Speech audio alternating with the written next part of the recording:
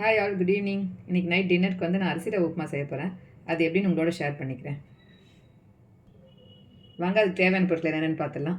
பெரிய வெங்காயம் 2 அரிஞ்சு வச்சுருக்கேன். பச்சை மிளகாய் காரத்துக்கு தேவையான அளவுக்கு எடுத்து வச்சுருக்கேன்.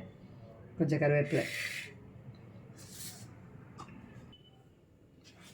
இது வந்து அரிசி ரவை, பச்சை அரிசி இருக்கு இல்லைங்களா, அதை வந்து நம்ம ரேஷன் அரிசி வாங்கிட்டு வந்து கழுவிட்டு நம்ம நல்லா ஆற வச்சுட்டு, வெயிலில் போட்டு நல்லா ஆற வச்சுட்டு நம்ம மிஷினில் எடுத்துமே கொடுத்தோம்னா இந்த மாதிரி ரவை மாதிரி உடச்சி கொடுத்துருவாங்க.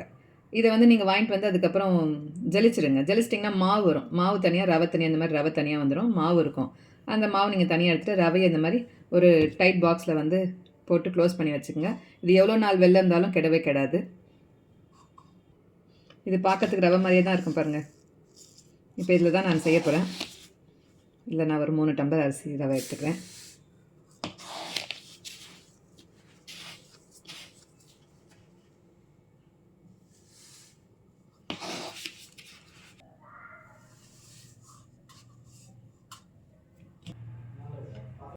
நீங்கள் எந்த டம்ளரில் ரவை வந்து அளந்து எடுக்கிறீங்களோ அதே டம்ளரில் 1 டம்ளர் ரவை எடுத்திங்கன்னா நீங்கள் வந்து 2 டம்ளர் தண்ணி வச்சுக்கோங்க. இப்போ ரவை வந்து நான் வந்து நல்லா சின்னதாக உடச்சிட்டு வந்திருக்கேன் பாருங்கள். நல்லா பொடி ரவையாக இருக்குது. நீங்கள் கொஞ்சம் ரவை பெருசாக உடச்சாங்கன்னா 2.25 டம்ளர் தண்ணி வச்சுக்கோங்க. அதில் நான் வந்து 2 டம்ளர் வச்சுக்க போகிறேன். 1 டம்ளர் ரவைக்கு 2 டம்ளர் தண்ணி.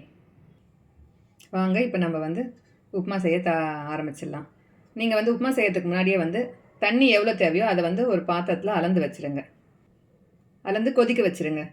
அது கொதிக்கிற கேப்லேயே நம்ம இதெல்லாம் வதக்கி நம்ம செய்ய ஆரம்பிச்சிடலாம். வாங்க, இப்போ செய்ய ஆரம்பிச்சிடலாம். அடுப்பத்தை வச்சு கடாய் ஒன்று வச்சுக்கலாம். தேவையான அளவுக்கு எண்ணெய் ஊற்றிக்குங்க. வெங்காயம் வதங்குற அளவுக்கு எண்ணெய் ஊற்றிக்குங்க. எண்ணெய் காஞ்சதுக்கப்புறம் கடுகு போட்டுக்குங்க. கடுகு பொரிஞ்சதுக்கப்புறம் உளுத்தம்பருப்பு. நீங்கள் வேணும்னா கடலைப்பருப்பு கூட சேர்த்துக்குங்க.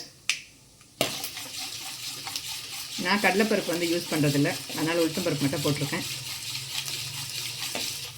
உளுத்தம்பருப்பு வந்து கோல்டன் கலராக வரட்டும். இந்த ஸ்டேஜில் நம்ம நறுக்கி வச்ச வெங்காயம், பச்சை மிளகாய், கருவேப்பிலை எல்லாம் ஒன்றா சேர்த்துடலாம்.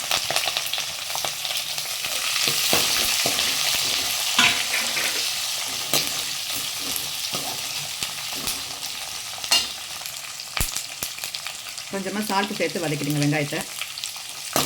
வெங்காயம் சீக்கிரமாக வதங்கி வந்துடும்.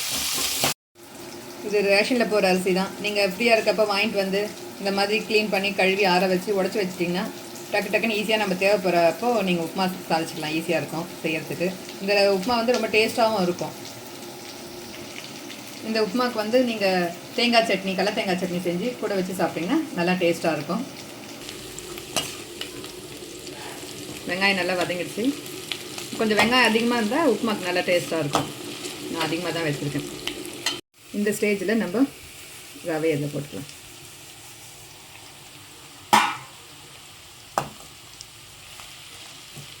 போட்டதுக்கப்புறம் எல்லாம் ஒன்றா மிக்ஸ் பண்ணிவிடுங்க. நீங்கள் கலரப்போ அடுப்பை வந்து சிம்மில் வச்சுருங்க. சிம்மில் வச்சுட்டு எல்லாம் ஒன்றா மிக்ஸ் பண்ணிவிடுங்க. இப்போ இந்த ஸ்டேஜில் நம்ம உப்பும், அப்போ ஏற்கனவே வெங்காயம் வதங்குறப்பையும் கொஞ்சம் உப்பு போட்டிருக்கோம். இப்போ கொஞ்சம் போட்டுப்போம். உப்பு போட்டதுக்கப்புறம் எல்லாம் ஒன்றா சேர்த்து மிக்ஸ் பண்ணிவிட்டு சிம்லேயே வச்சுட்டு மிக்ஸ் பண்ணுங்கள்.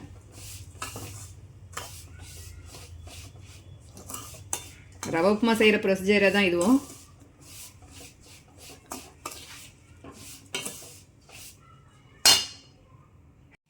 நல்லா சிம்லேயே வச்சுட்டு ஒரு 2-3 நிமிஷத்துக்கு வதங்கட்டோன்னு சொல்லிட்டு அப்பப்போ இந்த மாதிரி கலரி கொடுத்துட்டே இருங்க.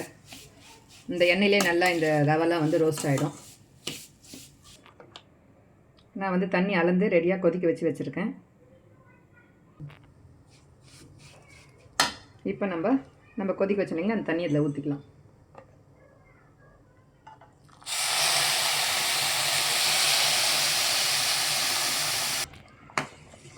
தண்ணி ஊற்றுனதுக்கப்புறம் எல்லாத்தையும் ஒன்றா மிக்ஸ் பண்ணிடுங்க.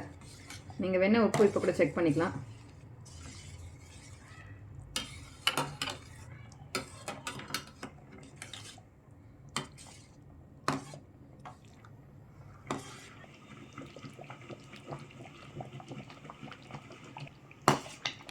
நம்ம ஊற்றின தண்ணி இந்த மாதிரி கொதிக்கிறப்போ கொஞ்சம் நேரம் சிம்மில் வச்சுடுங்க. சிம்மில் வச்சுட்டு ஒரு தட்டை போட்டு மூடி விட்டுடலாம். தட்டு போட்டு மூடி விட்டு ஒரு 2-3 நிமிஷம் கழித்து நம்ம திரும்ப கலரி கொடுக்கலாம். ஓப்பன் பண்ணி பார்க்கலாம்.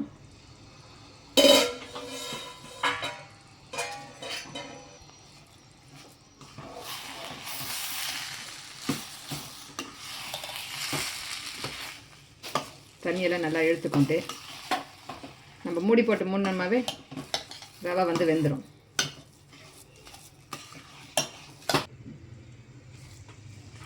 ரெண்டு நிமிஷத்துக்கு ஒரு முறை கலரி விட்டுருங்க, அடி பிடிச்சிட போகுது.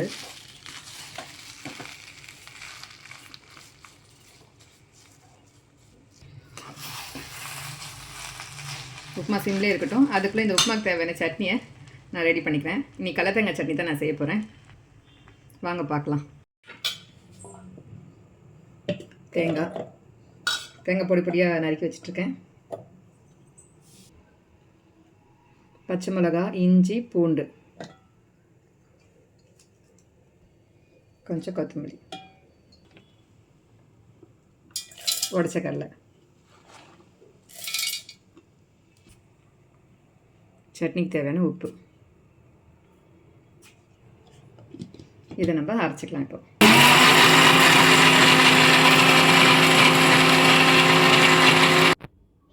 தண்ணி ஊற்றி அரைச்சிக்கோங்க.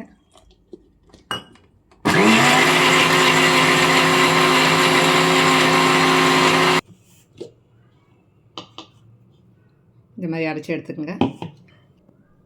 இப்போ இந்த சட்னியை நம்ம தாளிச்சிடலாம். அடுப்பத்தை வச்சு சின்ன கடாய் ஒன்று வச்சுக்கோங்க.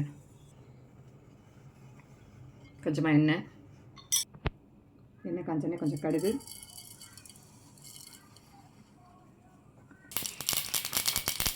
கடுகு பொரியிறதுக்கு கொஞ்சமாக சீரகம், 4 உளுத்தம்பருப்பு போட்டுக்கோங்க. இப்போ கருவேப்பிலை போட்டுக்கோங்க. அவ்வளோதான், கேஸ் ஆஃப் பண்ணிவிடுங்க.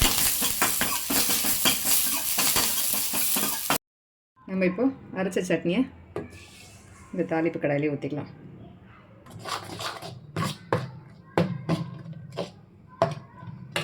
கொஞ்சமாக இந்த ஜாரில் தண்ணி ஊற்றி எல்லாம் ஒன்றா மிக்ஸ் பண்ணி இதில் ஊற்றிடுங்க.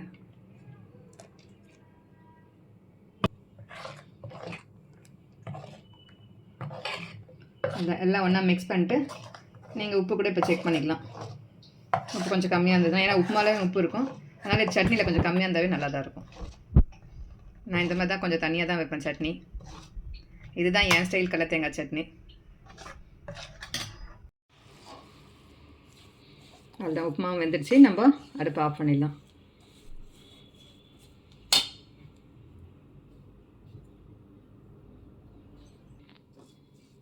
வாங்க எல்லோரும் சாப்பிட்லாம். இன்றைக்கி நைட்டு எங்கள் வீட்டில் அரிசி ரவை உப்புமாவும் கடலை தேங்காய் சட்னியும் தான். எல்லோரும் செஞ்சு பார்த்துட்டு மறக்காமல் கமெண்ட் பண்ணுங்கள் எப்படி இருந்தது உப்புமான்ட்டு. இந்த வீடியோ உங்களுக்கு பிடிச்சிருந்தால் லைக் பண்ணுங்கள், கமெண்ட் பண்ணுங்கள், ஷேர் பண்ணுங்கள். மறக்காமல் சப்ஸ்கிரைப் பண்ணி எனக்கு சப்போர்ட் பண்ணுங்கள். தேங்க்யூ.